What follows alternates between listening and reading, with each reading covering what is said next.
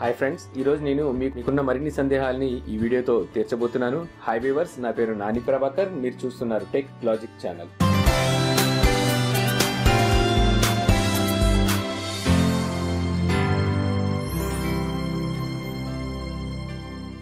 ముందుగా అడగటం ఏంటంటే, జియో సిమ్ ని మీరేమో ఫ్రీ అన్నారు, జియో సిమ్ ని 100 రూపీస్ 200 రూపీస్ కి బయట అయితే అమ్ముతున్నారని చెప్పేసి కామెంట్ లో రాయడం జరిగింది.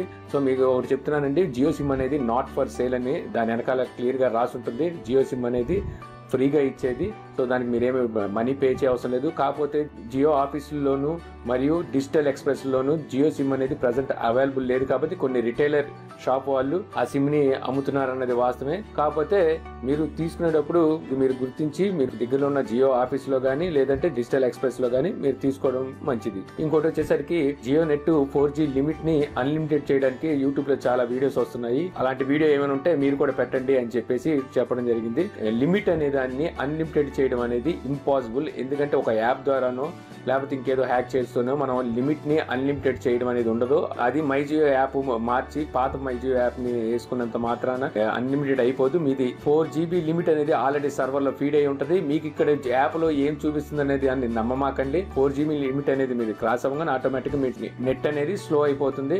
అలా హ్యాక్ చేసి అన్లిమిటెడ్ చేయగలిగితే, ఇంతకు ముందు ఎయిర్టెల్ వోడాఫోన్ లో మనం 1GB డేటా ప్లాన్ ఇచ్చుకొని అప్పుడే హ్యాక్ చేసి అన్లిమిటెడ్ చేసుకునే టైప్ లో సాఫ్ట్వేర్లు వచ్చేసి ఉండేవి. అటువంటిది ఏమి లేదండి. మీకు అక్కడ చూపించడానికి అన్లిమిటెడ్ అని చూపించినప్పటికీ రోజుకి మన 4GB లిమిట్ క్రాస్ అవ్వగానే ఆటోమేటిక్ అది స్లో అనేది అయిపోతుంది. సో ఇలాంటి ఫేక్ వీడియోస్ ని నమ్మమాకండి. ఇంకోటి, జియో నెట్ ని స్పీడ్ ఎలా చేసుకోవాలి, మా మొబైల్స్ లో స్పీడ్ తక్కువ వస్తుంది, వాటి గురించి కూడా యూట్యూబ్ లో ఉన్నాయి వీడియోస్. సో మీరు దాని గురించి కూడా వీడియో చేయమని చెప్పడం జరిగింది. యాక్చువల్ గా చాలా వరకు మనకు యూట్యూబ్ లో చూపించేది APN సెట్టింగ్స్ లో సర్వర్ ని గానీ పోర్ట్ ని గానీ చేంజ్ చేయడం వల్ల నెట్ అనేది స్పీడ్ పెరుగుతుందని చెప్పేసి చూపించడం జరుగుతుంది. అలాంటిది ఏమి ఉండదండి. నేను ఈ నెట్ స్పీడ్ గురించి బ్యాండ్ గురించి ఒక వీడియో చేయడం జరిగింది. సో మీరు చూడకపోతే ఆ వీడియో ఇక్కడ లింక్ లో ఉంటుంది.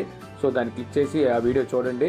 యాక్చువల్ గా ఒక సర్వర్ నో లేకపోతే పోర్ట్ నో చేంజ్ చేస్తే మన నెట్ స్పీడ్ అనేది పెరగదండి. అలా పెరిగేటట్టయితే 3G 4G 2G అనే మొబైల్స్ ఇంకా అవసరం లేదు. ఒకటే మొబైల్ తీసుకొని దాని నుంచి మనం సర్వీస్ మార్చేసుకొని స్పీడ్ ని పెంచేసుకోవచ్చు. అలాంటిది ఏమి ఉండదు. మీకు ఎంత స్పీడ్ అనేది ఇవ్వాలనేది వాళ్ళు ఇచ్చే స్పీడ్ మీద డిపెండ్ అవుతుంది ఉంటుంది.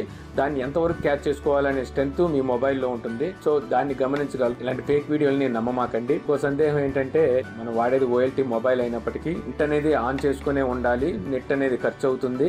దానికి మై జియో యాప్ తో పని ఉండదు. అంత మాత్రమే కానీ నెట్ అనేది ఖర్చు అవుతుందని చెప్పి ఒకరు అడగ జరిగింది.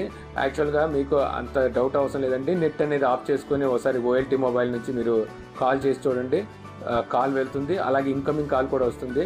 ఏదైతే OLT మొబైల్ కాదో వాళ్ళు ఖచ్చితంగా నెట్ అనేది కంటిన్యూగా ఆన్లో ఉంచాలి. అప్పుడే మీకు ఇన్కమింగ్ కాల్స్ కానీ అవుట్ గోయింగ్ కాల్స్ కానీ వెళ్ళటం జరుగుతుంది. దానికి మీరు ఖచ్చితంగా మై జియో యాప్ అనేది వేసుకొని ఉండాలి అనమాట. ఇంకోటి, కొంతమంది మొబైల్స్ OLT అయినప్పటికీ వాళ్ళ మొబైల్లో OLT ఆప్షన్ కనిపించట్లేదు అనేది అడగడం జరుగుతుంది. నిజమే, చాలా వరకు మొబైల్స్ లో OLT ఆప్షన్ ఉన్నప్పటికీ దాని వరకు హైడ్ చేయడం జరిగింది. వాళ్ళ మొబైల్స్ వాటి మోడల్ని బట్టి డిపెండ్ అయి ఉంటుంది. మీరు చాలా వరకు నెట్వర్క్ సెట్టింగ్స్ లో OLT ని ఆన్ చేసుకోవడానికి ఆప్షన్ ఇవ్వడం జరుగుతుంది. సో అక్కడికి వెళ్ళి మీరు OLT ని ఆఫ్ చేసుకొని చూడండి. కొన్నాటికి OLT సపోర్ట్ లేని వాటికి OLT ని చేయడం మాత్రం జరిగే పని కాదు. జియో జాయిన్ యాప్ ని వాడుకోండి. ఇంకోటి ఏంటంటే, 2G మొబైల్స్ లోను 3G మొబైల్స్ లోను జియో సిమ్ వాడడానికి యూట్యూబ్ లో వీడియోస్ పెట్టడం జరిగింది. మా దగ్గర ఉన్న 2G మొబైల్స్ లో 3G మొబైల్స్ లో జియో సిమ్ ని వాడుకోవచ్చా అని చెప్పి దాని గురించి ఒక వీడియో చేయండి అని చెప్పి అడగడం జరుగుతుంది.